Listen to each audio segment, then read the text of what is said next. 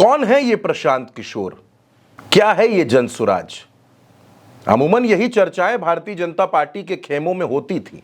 भाजपा के लोगों से सवाल पूछिए तो कहते थे कि आप प्रशांत किशोर की चर्चा मत कीजिए। लेकिन अब जब प्रशांत किशोर बांकीपुर में ताल ठोक रहे हैं तो भारतीय जनता पार्टी के माथे पर पसीना साफ तौर पर देखा जा सकता है।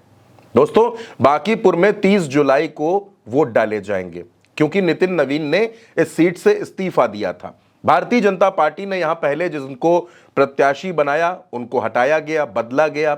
उसके बाद नीरज सिन्हा यहां पर प्रत्याशी बनाए गए, वो चुनाव लड़ रहे हैं। वो किस तरह से प्रचार कर रहे हैं उसके तमाम वीडियो, तमाम रील्स आप देख रहे होंगे। बात करते हैं प्रशांत किशोर पर। प्रशांत किशोर पिछले तकरीबन 4 सालों से बिहार में मेहनत कर रहे हैं।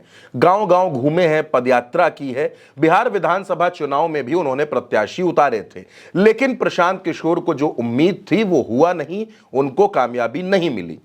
अब जब बांकीपुर में उपचुनाव होना था तो प्रशांत किशोर खुद प्रत्याशी बनकर मैदान में आ गए, चुनाव लड़ने लगे।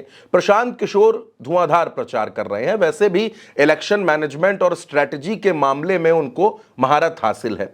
अब उन्होंने अपनी पूरी ताकत जो अभी तक बिहार में लगा रखी थी, जो बिहार की 243 विधानसभा सीटों पर बटी हुई थी, अब वो पूरी ताकत बांकीपुर में लगी है। बांकीपुर में आरजेडी ने भी प्रत्याशी उतारा है, रेखा गुप्ता वहां चुनाव लड़ रही हैं, लेकिन जो चर्चाएं हैं वो प्रशांत किशोर की ज्यादा हो रही हैं। बीते दिनों भारतीय जनता पार्टी के राष्ट्रीय अध्यक्ष नितिन नवीन खुद बांकीपुर आए थे और उन्होंने मैराथन मीटिंग की थी। बूथ अध्यक्षों तक उन्होंने मंथन किया और यह कहा कि अगले 15 दिन घर में नहीं बैठना है, 18 घंटे 20 घंटे जो बन पड़े मेहनत करनी है, डोर टू डोर जाना है और भारतीय जनता पार्टी को जिताना है। जाहिर सी बात है, बांकीपुर के साथ नितिन नवीन की प्रतिष्ठा जुड़ी हुई है। नितिन नवीन इस सीट से 5 बार विधायक रहे हैं। अगर भारतीय जनता पार्टी ये सीट हार जाती है तो ये नितिन नवीन के लिए भी एक बड़ा नुकसान होगा, क्योंकि वो राष्ट्रीय अध्यक्ष बन चुके हैं और जब इतने बड़े पद पर वो पहुंच चुके हैं, इसके बाद अगर उनके गढ़ में भारतीय जनता पार्टी कमजोर पड़ जाए तो इससे नितिन नवीन पर भी सवाल उठेंगे। दूसरी तरफ प्रशांत किशोर हैं। प्रशांत किशोर धुआंधार प्रचार कर रहे हैं। वो छोटी छोटी सभाएं कर रहे हैं, लोगों के बीच में जा रहे हैं और साफ तौर पर एक ही बात कह रहे हैं कि अगर आपका ये नेता, आपका ये बेटा गड़बड़ निकल जाए तब आप इसको हटाने का पूरा अधिकार रखते हैं। लेकिन वो लोगों से ये वादा भी कर रहे हैं कि आप एक ऐसा विधायक चुनेंगे जिसके ऊपर भ्रष्टाचार का या बेईमानी का कोई दाग नहीं होगा। प्रशांत किशोर सीधे सीधे मुद्दों पर जनता से बात कर रहे हैं और कह रहे हैं कि अगर आप लोग इसी जाति के चक्कर में, इसी सड़क और नाली के चक्कर में उलझे रहे तो फिर बांकीपुर में वो बदलाव नहीं होने वाला जिसकी जरूरत बांकीपुर को है। क्योंकि बांकीपुर के परिणाम से सरकार पर कोई असर नहीं पड़ना, लेकिन आपका जनादेश ये बताएगा कि बिहार में भारतीय जनता पार्टी ने जिस व्यक्ति को मुख्यमंत्री बनाया है वो उस पद पर रहने के लिए योग्य नहीं है। उनका निशाना सीधे सीधे सम्राट चौधरी पर है।